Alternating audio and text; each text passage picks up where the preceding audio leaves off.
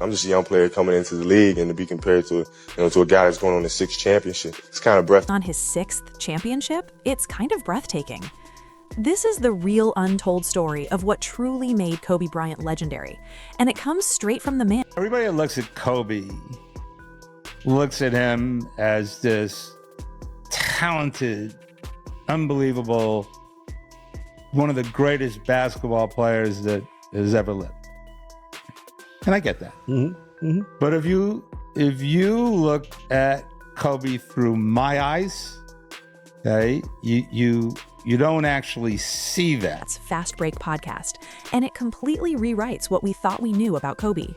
According to Vitti, the man behind the Black Mamba wasn't born with freakish, once-in-a-generation talent. Nope.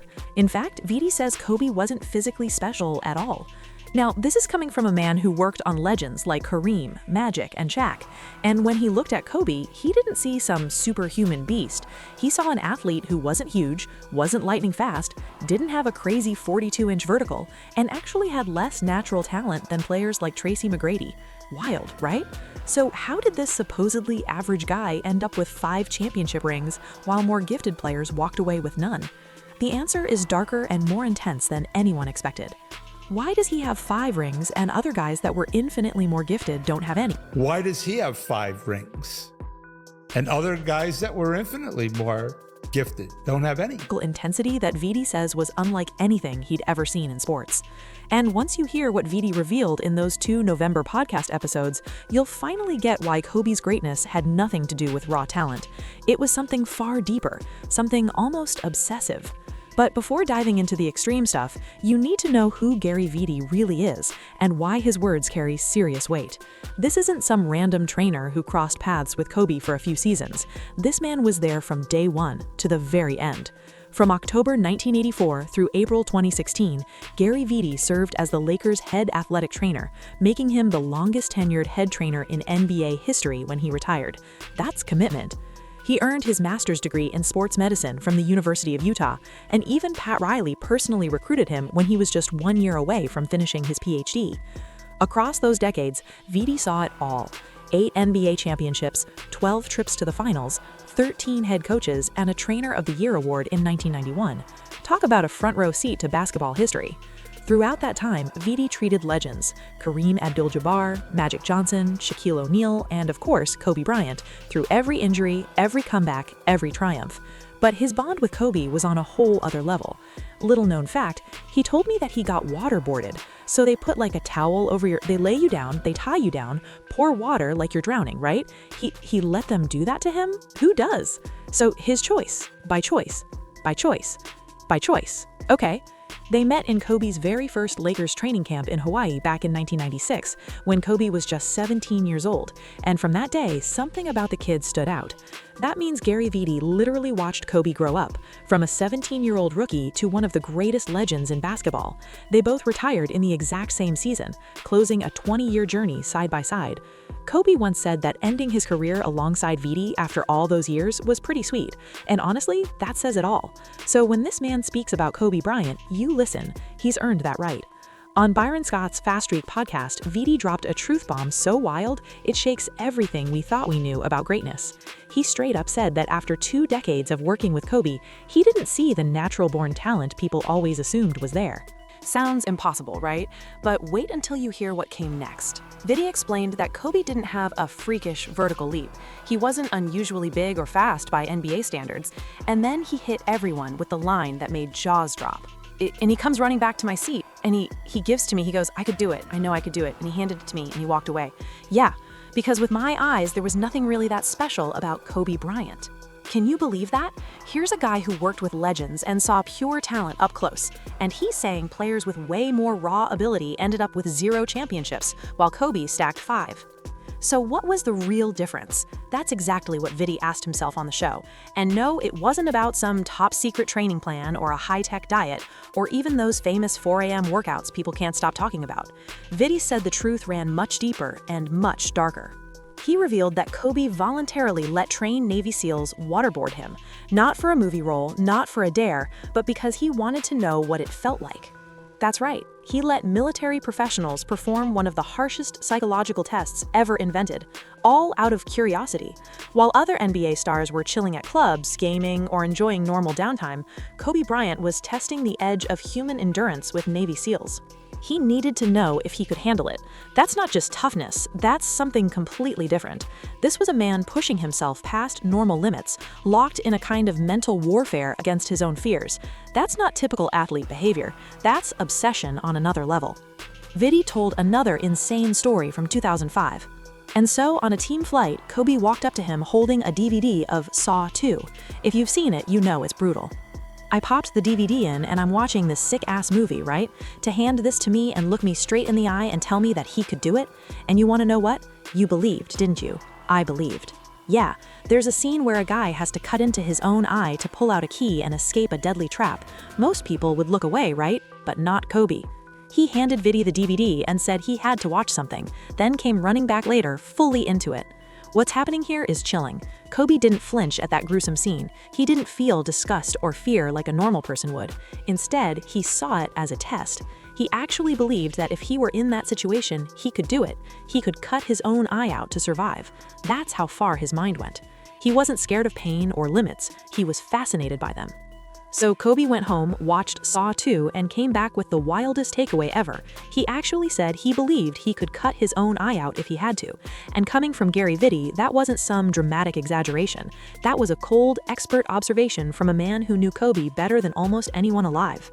And see, while most people watch horror movies for fun or to get a quick scare, Kobe studied them like they were training manuals. That's what set him apart. He treated every disturbing scene like a mental exercise. He didn't watch to be entertained, he watched to prepare. That was the difference between Kobe and everyone else. And here's the wildest part. This twisted psychology didn't stay in his movie collection. It showed up on the court. Vitti saw Kobe apply that same mindset to injuries that should have ended seasons, maybe even careers. He's got the proof, too. Take the 2000 NBA Finals against the Indiana Pacers. Kobe went down with a brutal ankle sprain, the kind that should have kept him out for at least 2 or 3 weeks. But during treatment, while Vitti was adjusting the bones in Kobe's foot, they both heard a loud pop. Vitti looked at him and said, "This is either going to be really good or really bad." And then he says to me, "So I reach back there and try to pull it back down." Okay, that's going to be a hell of a trick.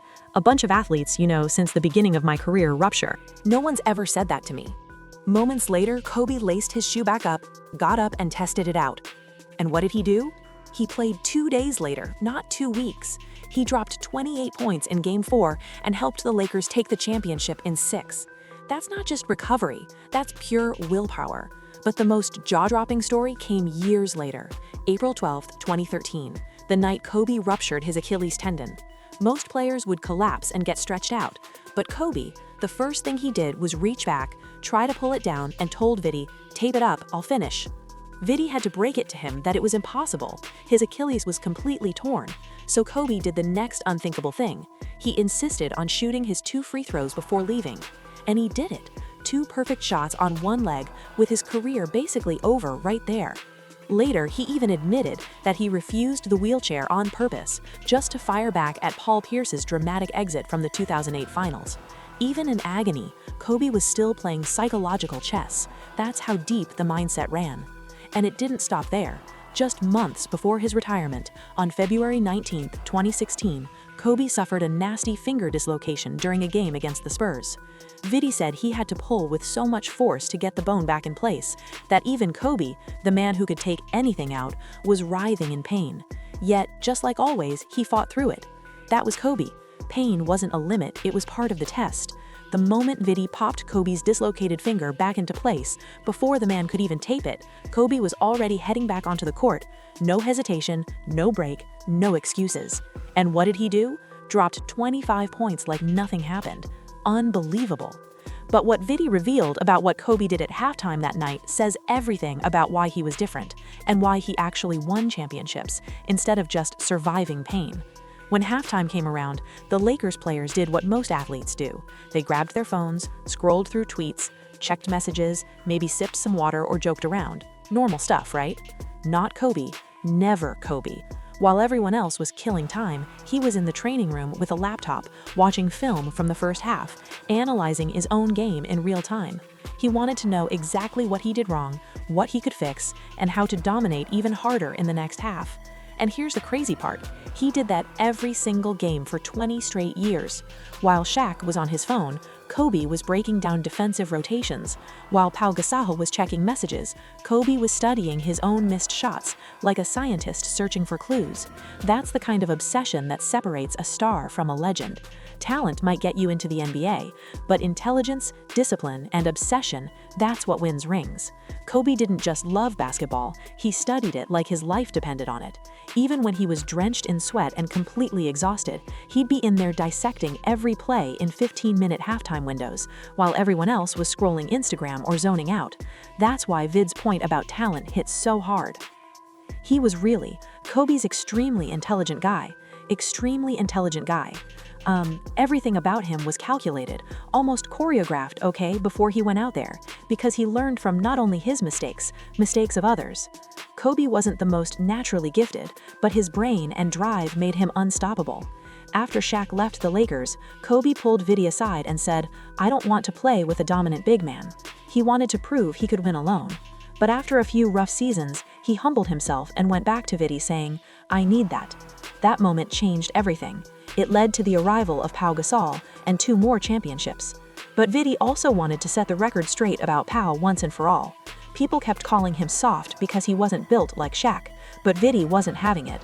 He shut that down, saying, "Pau was not soft, trust me, it was just his style. He was a finesse player." And that right there shows why Kobe respected him, because Pau might have played with finesse, but mentally he was just as locked in.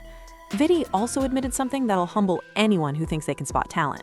When the Lakers traded Vlade Divac to Charlotte for a 17-year-old Kobe Bryant, Vitti didn't see anything special. He straight up said, "I didn't see it. I really didn't." It was Jerry West who saw the spark, which means even the man who'd spend the next 20 years at Kobe's side couldn't predict what was coming. And what did come? History. 33,643 career points, 4th all-time when he retired, an average of 25 points a game over 2 decades, 5 NBA championships, 18 All-Star appearances, 1 league MVP, 2 Finals MVPs. The list goes on, but numbers only tell half the story. It's the moments that really showed what Vitti meant when he said Kobe wasn't about talent, but about willpower mixed with calculation. Like January 22nd, 2006, the night Kobe dropped 81 points on the Toronto Raptors. That's the 2nd highest scoring game in NBA history. He went 28 for 46 from the field, and what's even crazier, he scored 55 of those points in just the second half. The Lakers were down by 18, and Kobe single-handedly flipped the script. That wasn't luck, that was control, precision, and obsession coming together in one of the greatest performances ever. Then came April 13th, 2016, the night of his grand finale. A 37-year-old Kobe on a worn-out body that had no business playing 40 minutes dropped 60 points on the Utah Jazz. In the 4th quarter alone, he outscored the entire Jazz team 23-21. In the last 2 minutes, he scored 13 straight points and led the Lakers from a 10-point deficit all by himself. That wasn't just talent, that was a brain that flat out refused to accept the word can't. Unbelievable. But behind the glory, there was a darker question. Was this approach even sustainable? Could any human live like that without breaking down? Even Vitti had doubts. In 2015, he told ABC News, "I'm behind him 100% with the way he's training now, and I haven't always felt that way. That says a lot." He admitted that in the earlier years, Kobe's obsession might have pushed him too far. Vitti said, "If you keep training into fatigue, then you're going to train yourself into that position." In other words, Kobe didn't just test his limits, sometimes he lived there, and Vitti had to get creative just to protect him. He confessed that he'd often have to manipulate Kobe to rest. "If I tell him not to play," Vitti said, "that would convince him that he could play." That's how stubborn Kobe's mind was. Logic didn't work on him. Even science couldn't slow him down. When it came to the Achilles injury, Vitti refused to make excuses or chalk it up to bad luck. He looked at the big picture and admitted the truth. Maybe those long, grueling minutes were part of what finally caught up to him. Maybe the 48 minutes was part of the total attrition, he said. It was a quiet acknowledgement that Kobe's body had paid the ultimate price for a mentality that never accepted rest, only greatness. That brutal workload even included playing in the 2012 Olympics without giving his body a single moment to recover. And then Vitti said something that should seriously scare anyone trying to copy Kobe's mentality. If he'd played only 30 minutes a game, he still might have ruptured the Achilles. That's chilling. Sports psychologists have started to question the whole Mamba mentality mindset, warning that people are twisting Kobe's approach into something dangerous. Peter Zoga from Sheffield Hallam University said it straight. Misinterpreting Kobe's philosophy could push players into dark mental spaces, leading to burnout, injuries, and emotional exhaustion. That's real. CBS Sports even asked a hard-hitting question. For every athlete inspired by Kobe's work while no one's watching mentality, how many ended up failing trying to copy his intensity without his Hall of Fame level discipline, intelligence, or self-awareness? Because Kobe didn't just work hard, Vitti said, he worked smart. Most people forget that part. And when it comes to the science of it all, research flat out clashes with Kobe's legendary 4 a.m. workout routine. Sleep scientists have proven that lack of rest destroys athletic performance, cutting down endurance, strength, speed, focus, and coordination. Studies even show that waking up super early can hit the body harder than staying up late, depending on your rhythm. That means Kobe's method wasn't just extreme, it was borderline inhuman. Kobe's mindset worked because he was built for it mentally and physically, but for anyone else, trying to live that way would probably lead to a breakdown. This is the same man who voluntarily let Navy SEALs waterboard him just to test himself, and who believed he could literally perform surgery on his own eye if he had to. That's not a grind, that's psychological extremism mixed with elite-level skill. It worked for Kobe because he lived on a mental edge that almost no one else could survive. And at the end of the Fast Break podcast, Vitti said something that completely sliced through all the myths and hype. He said, "I want people to know Kobe, not just the Mamba." That hit deep because there was another side to him, a side people rarely talk about. The part that didn't live in competition or pain. Vitti saw Kobe meet more than 200 children battling life-threatening illnesses through the Make-A-Wish Foundation, and he described a softer, deeply human Kobe, one who connected with those kids on a level that no camera could fully capture. It was a reminder that beneath the unbreakable drive, the 4 a.m. workouts, and the legend of the Mamba, there was still a man with heart, compassion, and empathy that burned just as bright. In those final reflections, Gary Vitti described something almost impossible to imagine: a tender, emotional Kobe Bryant, a man who could melt into a puddle of warmth and love around his family, showing a completely different side from the one who once got waterboarded just to test his limits. Shortly before the tragic crash on January 26, 2020 that took Kobe and his daughter Gianna, Kobe sent Vitti a video of Gianna hitting his signature step-back jumper perfectly. You can feel the pride and love in that moment, and when Vitti talks about it now, you can hear the heartbreak in his voice. He said, "Every single day I'm reminded of him. I can't seem to get past that." After 2 decades of working together, what Vitti lost wasn't just an athlete, it was family. Because behind all the rings, the 81-point explosion, the Mamba mentality, Vitti saw the full picture. He saw the young rookie grow into a champion, a husband, and a father. And even after watching greatness unfold up close, he still says it plain. When he first met Kobe, there was nothing physically special about him. No insane speed, no superhuman bounce, no crazy vertical, not even above average size for an NBA player. By all measurable standards, Kobe Bryant was ordinary. But the man himself was anything but. Somehow, this so-called average athlete turned into one of the 5 greatest players in basketball history. The secret? It wasn't raw talent, it was psychology. Kobe's mind worked on a completely different wavelength. He was the guy who saw waterboarding as curiosity, not torture. He watched a horror movie where someone cut into their own eye and thought, "Yeah, I could do that if I had to." That's not insanity, that's an unshakable will to test every boundary imaginable. While his teammates were scrolling through their phones at halftime, Kobe was breaking down film to sharpen his game for the second half. His mind was always hunting for answers, studying, learning, calculating. Every move he made came from intelligence and obsession, not just instinct. He refused to believe in the words can't or won't, and Vitti summed it up perfectly when he told Byron Scott, "Kobe taught me that talent is the most overrated thing in life." That's powerful, especially coming from a man who worked with legends like Kareem Abdul-Jabbar, Magic Johnson, and Shaquille O'Neal. Those guys had talent that could fill a stadium. But Kobe, he was something entirely different. He was extreme. He was relentless. He was willing to push himself past the point of reason, both mentally and physically, just to see how far he could go. Here's the final truth Vitti wanted the world to understand. You can't copy Kobe Bryant. And honestly, you probably shouldn't, because the same drive that made him great also tore his body apart. Ruptured Achilles, torn rotator cuff, fractured bones. The list goes on. Kobe wasn't just chasing greatness, he was sacrificing himself for it. His body paid the price that most people would never dare to pay. And that's what makes his story so haunting and so inspiring. There was nothing physically special about Kobe Bryant except for his total refusal to be normal.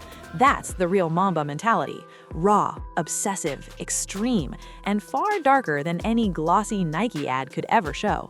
If you love this story and want more deep dives into the legends and the madness behind the game, make sure you like, share, and subscribe to Ball Stories for more real talk about the icons who changed sports forever. Peace.